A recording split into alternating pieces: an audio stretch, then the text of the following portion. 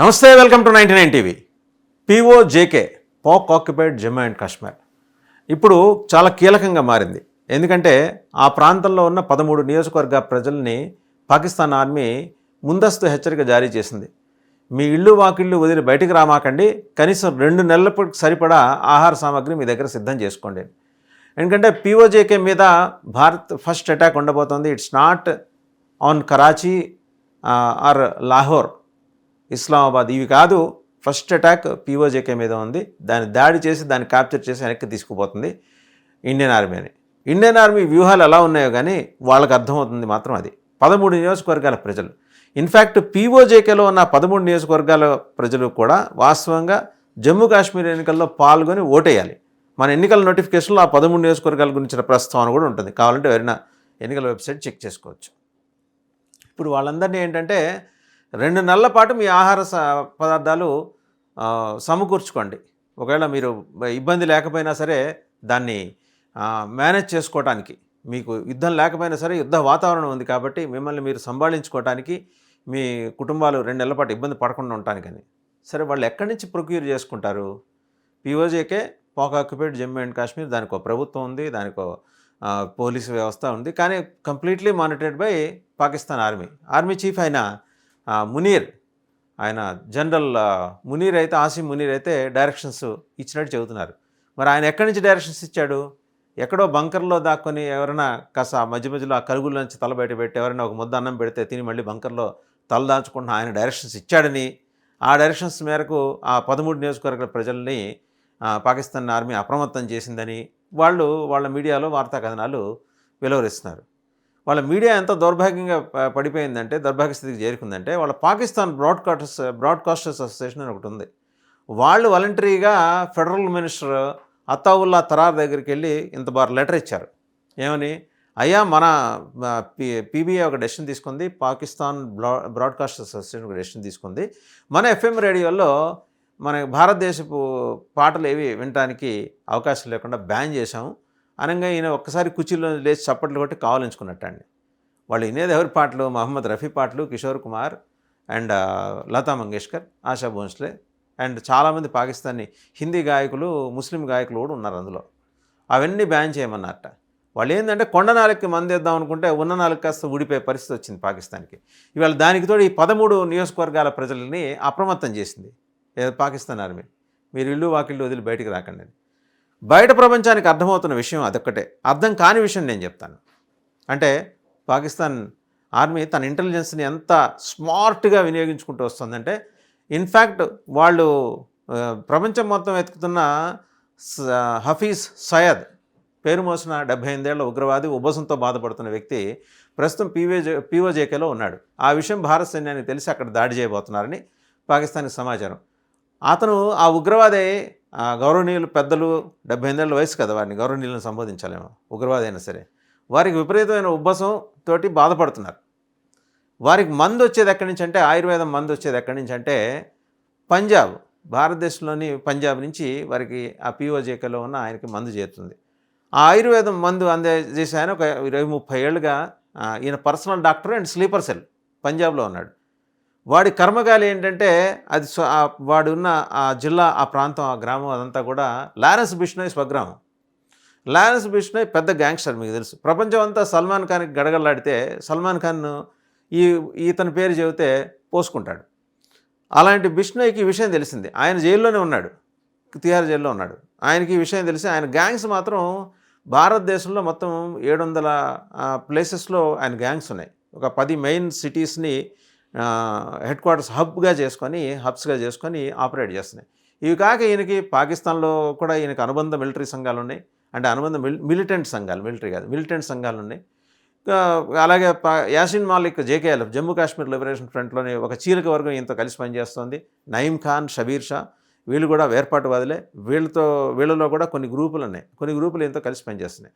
ఇంటర్నేషనల్గా తను ఏంటంటే బిష్నోయ్ ఎదిగే క్రమంలో ఇంటర్నేషనల్గా తనకి అన్ని దేశాల్లో స్థావరాలు ఏర్పాటు చేసుకున్నాడు. అతని లక్ష్యం ఏంటంటే ఒక చార్లెస్ సోబ్రాస్, ఒక దావూద్ ఇబ్రహీం, అలాగే ఒక ఛోటా షకీల్ అండ్ ఇప్పుడు వచ్చేప్పటికీ ఇలాంటి ఉగ్రవాదులు, ఇతను సయ్యద్ హఫీజ్, ఇలాంటి వాళ్ళందరినీ ఆదర్శంగా తీసుకొని వాళ్ళందరి దగ్గర నుంచి ఒక్కొక్క క్వాలిటీ అతను ఎక్వైర్ చేశాడు. దాని ప్రకారం తన ఇంటెలిజెన్స్ నెట్వర్క్ని పెంచుకుంటూ వెళ్ళాడు. ఆ నెట్వర్క్ ప్రకారం ఏంటంటే ఆయనకు అందిన సమాచారం సయ్యద్ హఫీజ్ అనే ఉగ్రవాది ప్రస్తుతం పీఓజేకేలో తలదాచుకుంటున్నాడు. పాకిస్తాన్ మిలిటరీ ఆయన తీసుకొచ్చి ఇక్కడ సురక్షితంగా ఉంటుందని.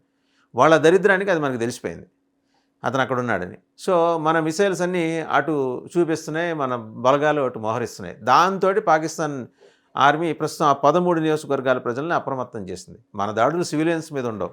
ఫర్ షూర్ దాడి జరిగితే కరెక్ట్గా హఫీజ్ సయ్యద్ ఎక్కడున్నాడో ఆ క్యాంప్ మీద జరుగుతుంది.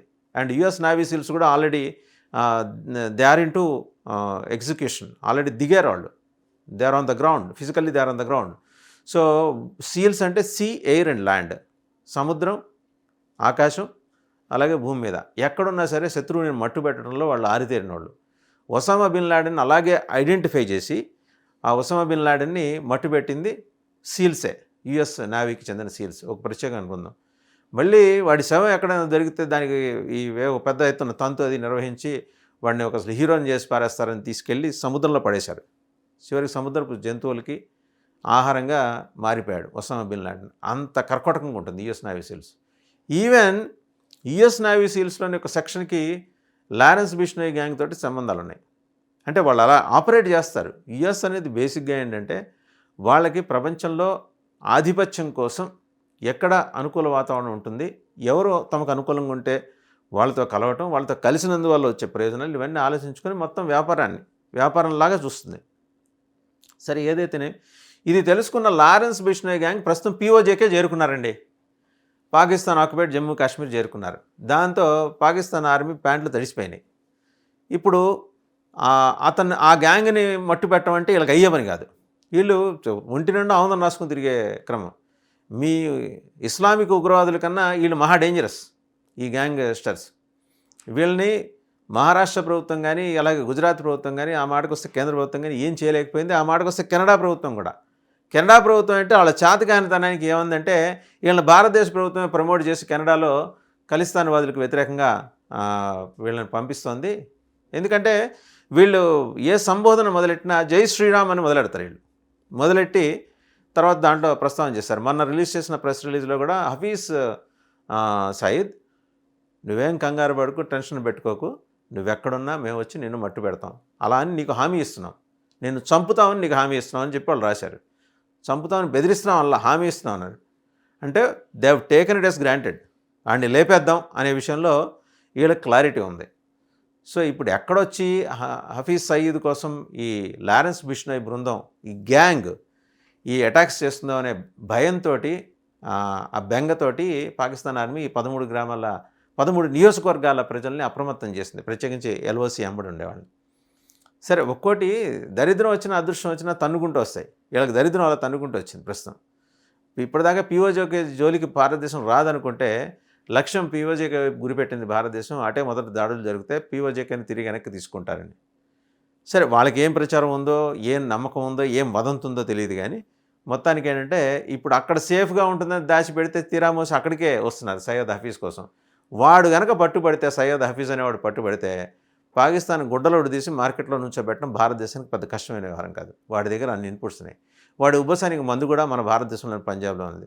ముందర వాడికి మందు ఇచ్చి వాడు కోలుకునేలా చేసి వాడిని ఫిజికల్గా ఎత్తుకొచ్చి, వాడు చాలా నేరాల్లో, చాలా బీభత్సమైన నేరాల్లో వాడు ప్రైమ్ కల్ప్రిట్ కాబట్టి, ఎక్యూజ్డ్ కాదు, ప్రధాన దోషి కాబట్టి వాడి చేత మొత్తం ట్రయల్లో అన్నీ కక్కించి ఫిజికల్గా వీళ్ళని చంపొద్దని ముందరే చంపొద్దని చెప్పారు.